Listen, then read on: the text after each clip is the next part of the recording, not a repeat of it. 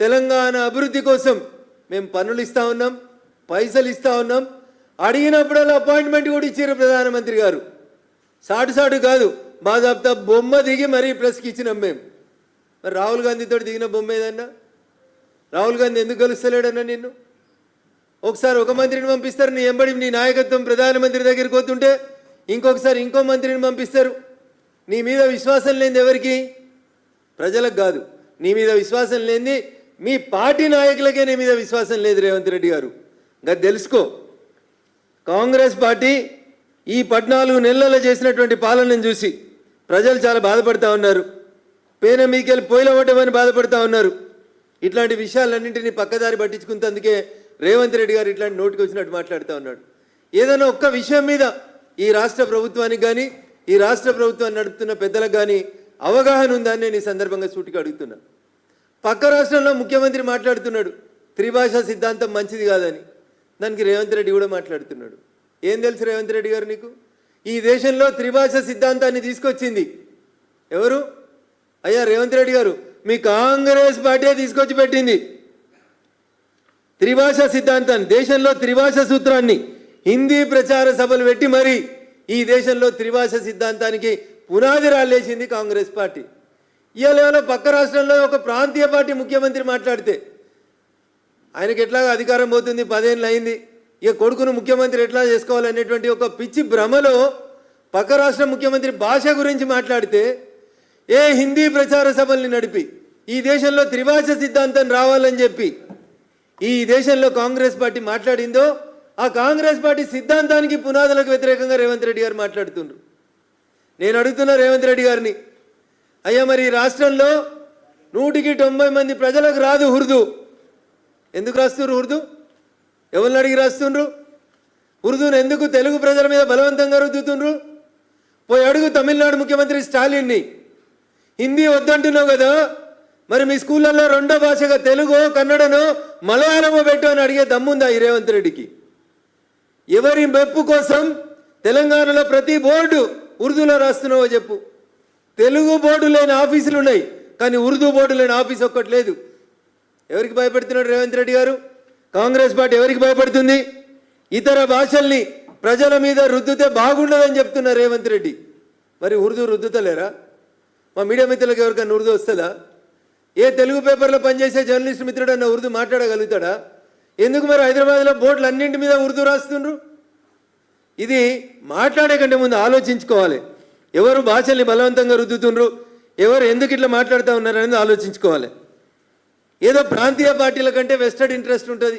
వాళ్ళ కొడుకునో వాళ్ళ బిడ్డనో వాళ్ళ భార్యనో ముఖ్యమంత్రి చేయాలని 10 ఏళ్ళు అయిందని స్టాలిన్ అనేట ఆయనకి ఏం చేయాలని అర్థం కాక ఆగమాగం అయితే స్టాలిన్ మాట్లాడిన మాటలను పెట్టుకొని రేవంత్ రెడ్డి గారు కూడా మాట్లాడుతున్నారు. ఈ దేశ ప్రధాని, ఈ దేశ హోంమంత్రి గారు చాలా స్పష్టంగా చెప్పిండ్రు, రీఆర్గనైజేషన్ ఆఫ్ కాన్స్టిట్యున్సీస్ అంటూ మొదలైతే దానికి ముందు కొన్ని గైడ్ లైన్స్ వస్తాయి. దానికి ఒక కమిటీ వేస్తారు. ఆ కమిటీలో అన్ని పార్టీలకు సంబంధించినటువంటి వ్యక్తులు సభ్యులుగా ఉంటారు. మరి మీరు ముఖ్యమంత్రిలా ఇంకేమన్నా నాకు తెలియదు. అధికారం కోసం తమిళనాడులో 26లో ఎలక్షన్లు వస్తున్నాయని చెప్పి ఆయన మాట్లాడితే నువ్వు దానికి వంతపాఠం ఏందనేది ఒకసారి ఆలోచించుకోవాలి. ఇంకా దుర్మార్గం రేవంత్ రెడ్డి గారిది ఎంత దిగజారిపోయి అంటే అసెంబ్లీలో అడుగుతాడు ముఖ్యమంత్రి, అగర్ ఓవైసీ సాబ్ పర్మిషన్ దియేతో మై తెలుగు మే బాత్ కర్తే అంటాడు. సిగ్గుండాలే రేవంత్ రెడ్డి నీ భాషలో చెప్పాలంటే. ఈ రాష్ట్ర ప్రజల భాష తెలుగు. ఇక్కడ 198 మందికి తెలుగే వస్తుంది, ఏదో 2% మందికి వస్తుంది కావచ్చు ఉర్దూ. ఇంకా తెలుగుని శాసనసభ నాయకుని ఉండి శాసనసభలో మాట్లాడేటందుకు పోనాడు ప్రతిపక్ష నాయకుడు అంటే అది కూడా కాదు. అగర్ ఓవైసీ సబ్ పర్మిషన్ దియేతో మై తెలుగు మే బాత్ కర్తూ. ఏంది ముఖ్యమంత్రికి ఇంకొకరు పర్మిషన్ ఇవ్వాలా? ఇదా నీ పరిపాలన? ఇదా నీ పరిపాలన? దీనికోసమైనా కాంగ్రెస్కి ప్రజలు ఓట్లేసింది. ఈయన త్రిభాషా సిద్ధాంతాన్ని వ్యతిరేకిస్తాం. ఎన్ని భాషలు కావాలి రేవంత్ రెడ్డి గారు నీకు? ఏ భాష సిద్ధాంతాన్ని కట్టుబడింది కాంగ్రెస్ పార్టీ? మీ కాంగ్రెస్ పార్టీ ఢిల్లీలో పార్లమెంట్లో ఏం భాష మాట్లాడుతుంది? హిందీ వద్దని చెప్తారా? చెప్పమని చెప్పు. ఢిల్లీలో పార్లమెంట్లో రాహుల్ గాంధీ గారిని లేచి హిందీ इस देश में नहीं चलेगा చెప్పమని రాహుల్ గాంధీని. जब लोग बोलेगा इस देश में राहुल नहीं चलेगा. రేవంత్ అన్న పక్కనున్న వాళ్ళని ఎవరైనా అడిగి ట్రాన్స్లేట్ చేసుకొని జర చెప్పంపు మీ రాహుల్ గాంధీ గారికి.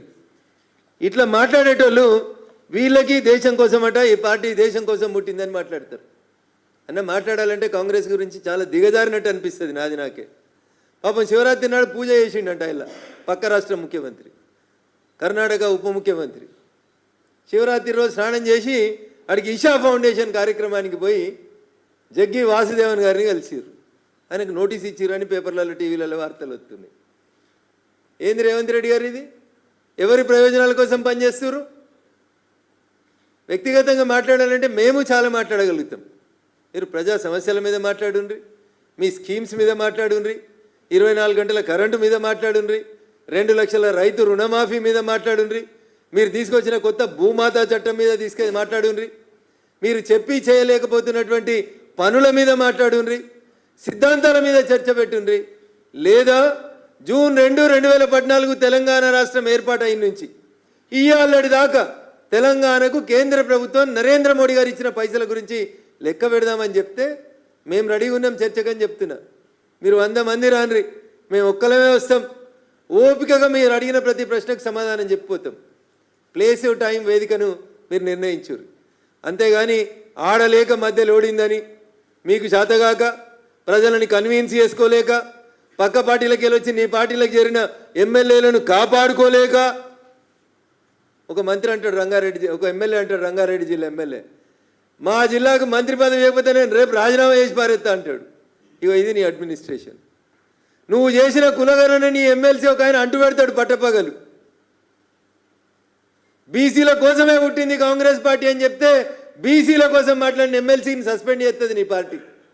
ఏది మీ సిద్ధాంతం? ఎటువైపోతుంది మీ పార్టీ? ఒకసారి ఆలోచించుకోండి. అందుకని మీకు పాలన చేత కాకపోతే మీ ఢిల్లీ హైకమాండ్ తీసేస్తుందా, మీరు దిగిపోతారా, మీరు ఆలోచించుకోండి. కానీ మీ చేతగానితనానికి మా పార్టీని, భారతీయ జనతా పార్టీని, నరేంద్ర మోడీ గారి నాయకత్వాన్ని, వారి క్యాబినెట్లో సీనియర్ మంత్రిగా ఉన్నటువంటి కిషన్ రెడ్డి గారి మీద వ్యక్తిగత దూషణకు దిగుతారు రేవంత్ రెడ్డి గారు. ఒక ఏళ్ళు మా వైపు చూపిస్తే 4 ఏళ్ళు మీ వైపు చూపిస్తున్నాయనేటువంటి నగ్న సత్యాన్ని రేవంత్ రెడ్డి గారు గుర్తుంచుకోవాలి.